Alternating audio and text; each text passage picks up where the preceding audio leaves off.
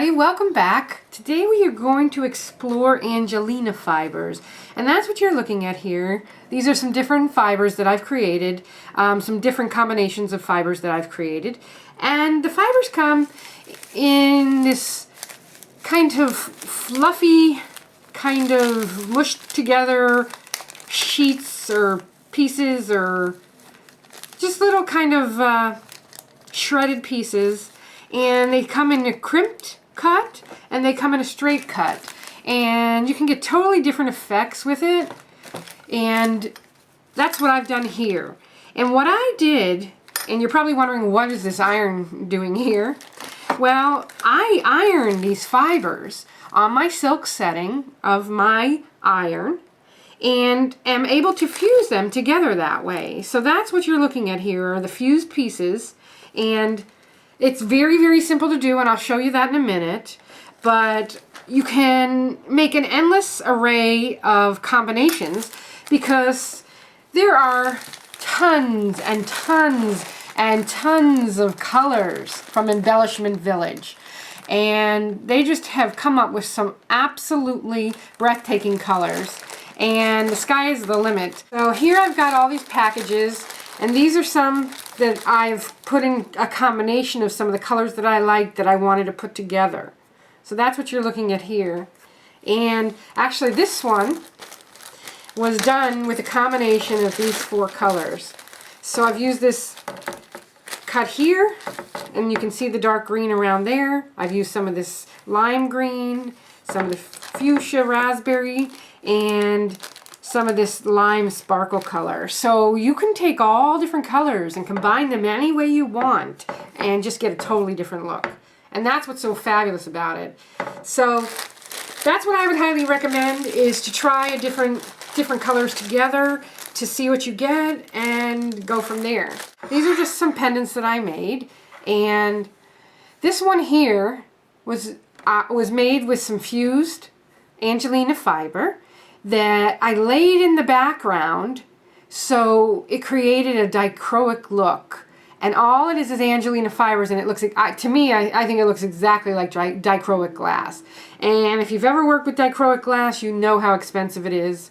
And wow, you can just get the same effect this way. And the Angelina fibers go a long way, and they're inexpensive, so you can achieve some really, really cool looks. And with this also, I transferred onto some of the polymer clay, one of our transfers, using magic transfer paper. Laid that over the back base of Angelina fibers, added a different color over here, and then added some of the magic gloss resin on top of that. And in the video earlier, you probably saw this here is a UV light, and basically how that works is you just put your pieces under like this. It doesn't get hot, it's just a light. You turn it on and leave it under there for however long it takes to cure it. But you don't need one of these if you have sunlight, so you can just take your piece and put it right out in the sunlight, and that will help to cure it as well. So now those are done, I'm going to get my stuff together, and I'm going to show you how I created these sheets. So I've got my iron ready, and you want to use caution always when using an iron, of course. I've got 2 pieces of paper towels that I've left stuck together, and I've got my Angelina fibers. And what I start with is, well, what I'm going to start with is, I'm going to start with this. It's a straight cut, almost black, and it's my darkest color, so I think I'm going to have that as my background color. And I just pull out a little, you know, I don't need too much. It depends on actually how big you're going with this, and that's how you would kind of figure it out. And I'm just going to lay it right onto my piece of paper towel, and I'm pulling out another color here. This one is straight cut dusty rose, and all these have a little iridescence to them, and they're just gorgeous, and I love them. So like I said, you have an infinite amount of ways you can combine it because there's so many colors. So I would definitely get an assortment of colors because you're going to have fun with this. So this one is the straight cut Blue Magic Crystallina, and I'm just going to kind of randomly place that. And the fourth color, and you can, like I said, you can use as many colors as you want or as few colors as you want. That's totally up to you. And this is a crimped cut gold iris. This color is phenomenal. This is one of my favorites. So I think I'm going to just lay these like that. Get all of your things out of the way. And I kind of just push it a little together. And then I'm going to take this paper towel, fold it on top of it. Actually, what you want to do is put a towel underneath it, depending on where you're going to be ironing this. If you're ironing on an ironing board, you're good, but you know, it depends on your surface. You want to make sure that you do not iron it on something that can get ruined, of course. And I have this on the silk setting of my iron. And what I'm going to do is move it across, and I want to keep moving it across. I don't want to leave it there on top of it, you know, but you want to move it across and don't stop the motion. Then what I like to do is flip it over and do the same thing on the other side. And you can kind of see a little through the paper towel that something's happening there. And you can pull it up and see if it's bonded. So you can see it started to bond on this one side, and it still needs a little more bonding. So I'm going to keep ironing it.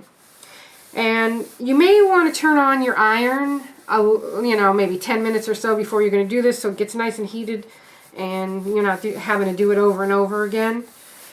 But if you get it nice and hot, this will work right away. So here we have it.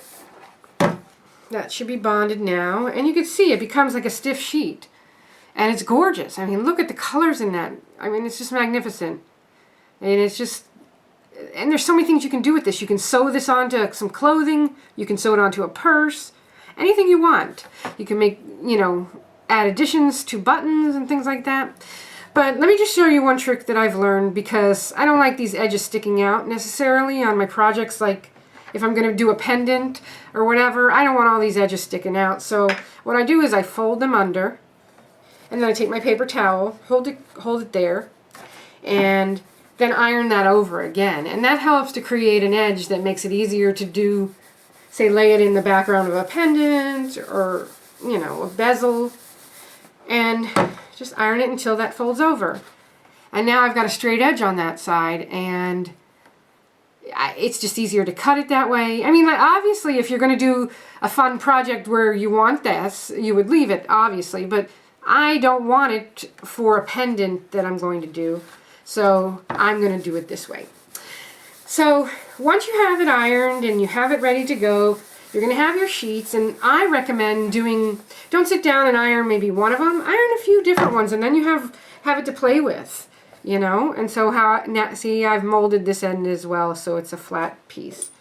So these are actually the pendants that I used, and they're bezels, actually. And I would cut off a piece after I get all 4 sides done, place it into there, like so, and glue it and go from there. But I just wanted to show you the Angelina Fibers and how they work, and on the next video I'm going to show you actually how to make that pendant. So tune back in and we'll have fun making that pendant.